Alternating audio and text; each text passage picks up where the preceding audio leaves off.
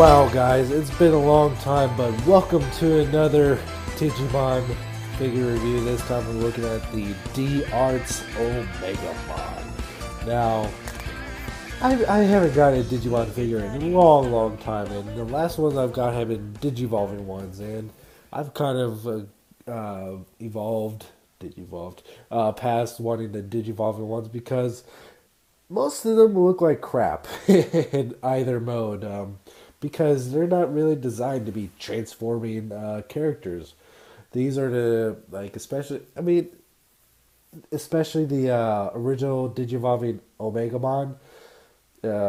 It just doesn't look all that great. It's too chunky. It's not very cool looking. While characters like that are more look better represented in this kind of more highly articulated figure, and this is what I've been after the announcement of Digimon Adventure Tree or Try the third season continued the Digimon Adventure story. I mean, I guess after the last few series they were pretty dumb and just boring. They realized that people have been wanting a continuation of the Digimon Adventure with the original cast now pretty much in college, I believe. But they were just entering high school before. So, and pictures of the original cast were released, and it was announced that all their Digimon are now going to evolve to their mega levels, and that has me excited, and that got me really wanting to get into Digimon figures again. And what better way to start off with getting my favorite Digimon of all time, and that's OMEGAMON, otherwise known as Omnimon in the States. I like OMEGAMON better, so I'm going to be calling him OMEGAMON throughout this review. He has an awesome box. I really like this box, and got crazy nice photos of him in the back, his cape, showing the features. He comes with a stand, which is just awesome. It's a really nice box. He got Royal Knights right here, because he is the leader of the Royal Knights that serve Yggdrasil, the supercomputer that controls the digital world, or as he's called, King Drazel in some of the Americanized cartoons. But got nice golden OMEGAMON lettering here. D-Arts, which is now Figure Arts and D-Arts are now combined, so I guess this is actually more of a Figure Arts now, but it's still under the D-Arts line, and I think this is a reissued version. I'm not sure, but I know that the original release became really expensive on eBay, and when I saw that this was fairly cheap on BBTS, I just had to get it. So enough of it in box. Let's check it out. All right, finally we have OMEGAMON out of the package, and I was kind of questioning why does he have such a big box, but now I understand. I didn't know that so much of the box was occupied with a lot of stuff. I just thought it was a big box just to make it special. But now I understand. He comes with a lot of stuff. But first, let's take a look at the figure itself, and let's zoom in on him. And he looks really, really nice. I really love OMEGAMON. OMEGAMON, as I stated before, he is my favorite Digimon. And my previous Digivolving Omnimon figure, which was the American release, that one broke a few years back, and that kind of broke my heart a little bit because it was basically my best figure of OMEGAMON. But in hindsight, that figure is pretty much garbage compared to this, because this is absolutely awesome. There's not much I really do not like about this figure, and the one thing I don't like about it has to do with Mega Metal Garurumon's head here, but we'll cover that part in a minute. It's very nitpicky, but it's all right. And so let's take a look at the articulation. Articulation wise, he's really, really good. He has a ball joint in the top of his neck, And I believe he does not have one at the bottom of the neck, but that's fine. He has a uh, kind of a it's a lot of it's kind of like a Revoltech style joint here, but it's also kind of doubles as a ball joint, and this thing swivels here to allow for added movement, so he can lift his arm like that. He has a hinge here at his elbow. That's one thing. The heads like to pop off fairly easily, so you gotta be a little bit careful while moving them. And you can turn his hands around like this. Yeah, same thing on this arm. And even the shield here, you would think might get in the way, but it really doesn't, just because it stands out so far from the shoulder. It's quite nice. Uh, this piece here is on a hinge as well to add for some like movement down like this, so his chest piece doesn't have to get in the way. He has one swivel joint in the upper part of his torso and another one right here at the bottom. His cod piece also moves around. I'm not sure exactly why, because it really doesn't have to, because like none of the poses can really get in the way of that. His hips are on a ball joint inside the thigh. He has a double knee joint. His feet do give a little bit of forward and backward movement, and they do go side to side, but it's kind of interesting because not the entire foot does. This section here stays the same, while you have to kind of move the front and back accordingly if you want to get some really wide stands such as this. So that's kind of weird, but it's not bad at all. And the toes are also articulated as well. But the toes are little tiny ball joints, and they like to pop out fairly easily. So articulation wise, he's amazing. He's far better than the old Digivolving Omnimon figure I had.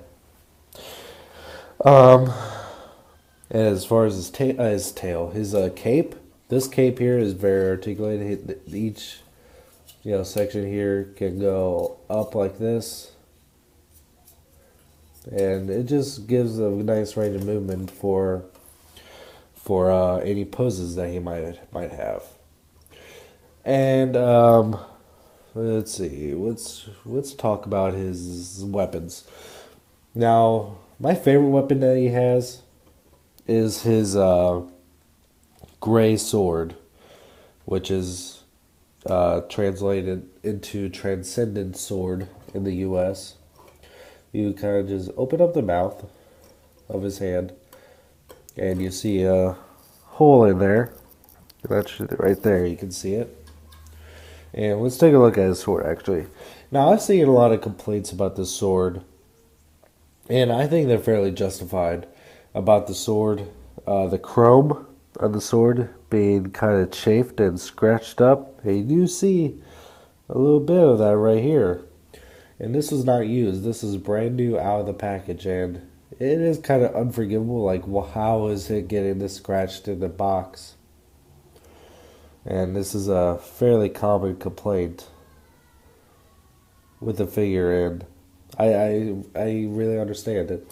But it's not too bad. It's not like you have to get really up close to it to really be all that noticeable. But other than that, the sword is absolutely gorgeous. I love the digital code on the sword.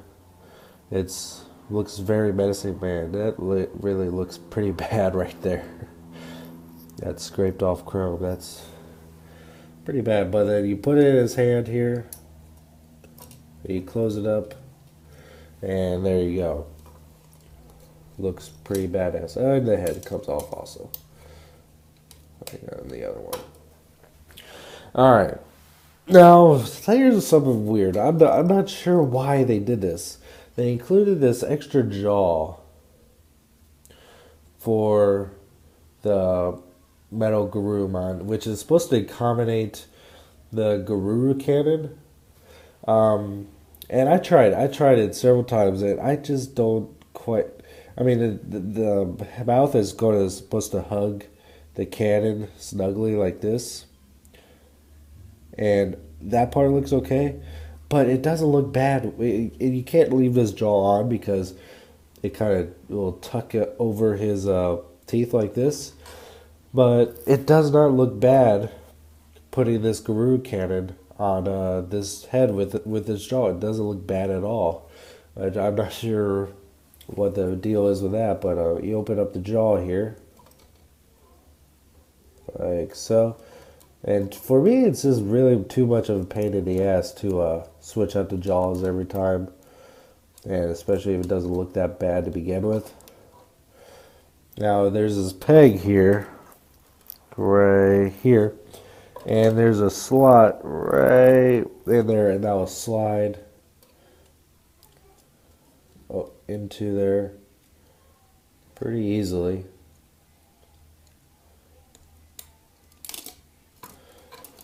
Once you get the hang of it, there we go. And yep.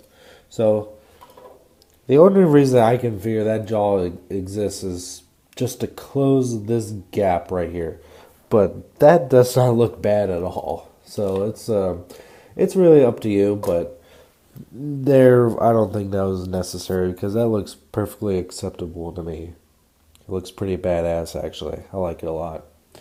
So like this is his Garou cannon, which was called the Supreme Cannon in the US, I think. Yeah.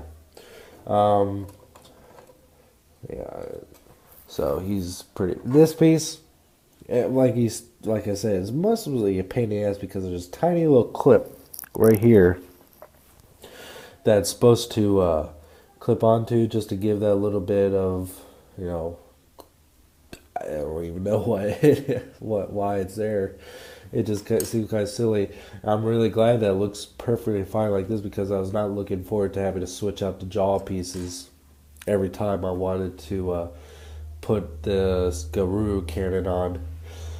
So, let's get on to some really cool parts. I really like this cape, but it also comes with a secondary cape, which attaches there, and you'll see the hole that the cape plugs into, and then it comes with this wavy cape. Wow, it's pretty big. This wavy cape here, all solid, one solid plastic piece, like this. Where it kind of adds to like a more majestic look to it. And I think that this cape was really meant to be used with this stand, which he also comes with, which I really like. It comes with a base, a peg, and a clip. And the clip is going to go around his waist piece, the really skinny part of his waist, right about here. And you know, this is really nice. I like the inclusion of a cape here, of a base here. So you can get, he's really kind of going off to the side here. Am I clipping it wrong? Is there somewhere else where it should go? Let me take this piece off here and just give it a quick little look-see.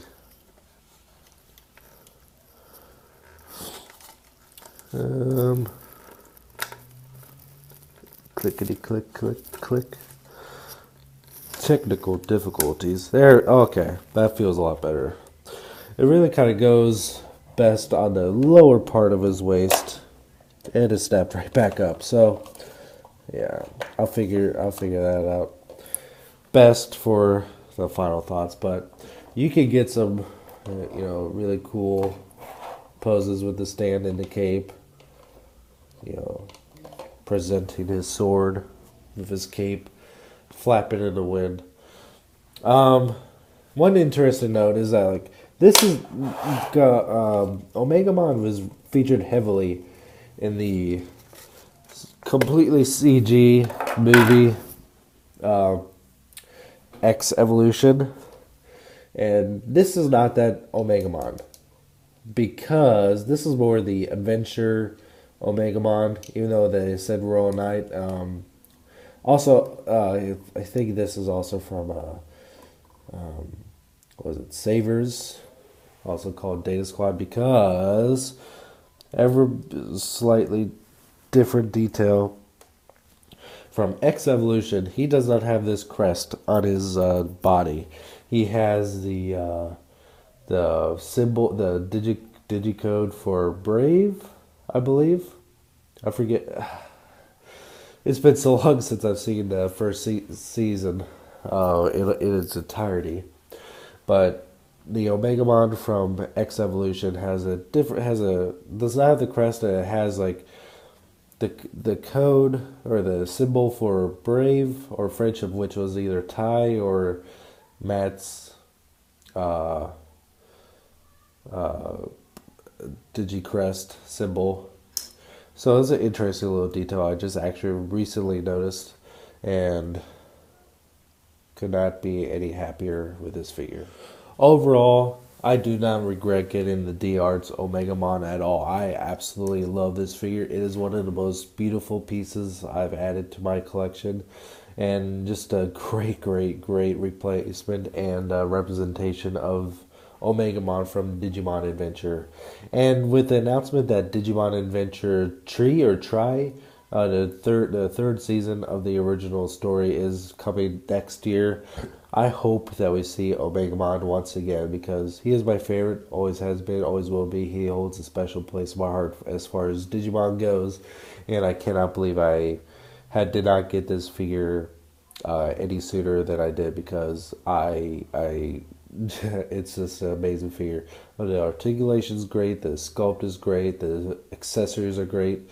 Although like I said, the Guru Jaws situation is a little bit confusing, but other than that, for any Digimon fan, especially if you're an OMEGAMON fan such as I am, I cannot recommend this figure anymore. You can follow me at Twitch at twitch.tv/SSJ_Autobot. I do a lot of live streaming there from PlayStation 4. You can follow me at Twitter at twitter.com/SSJAutobot. You can Instagram me too, SSJAutobot, and I will catch you next time.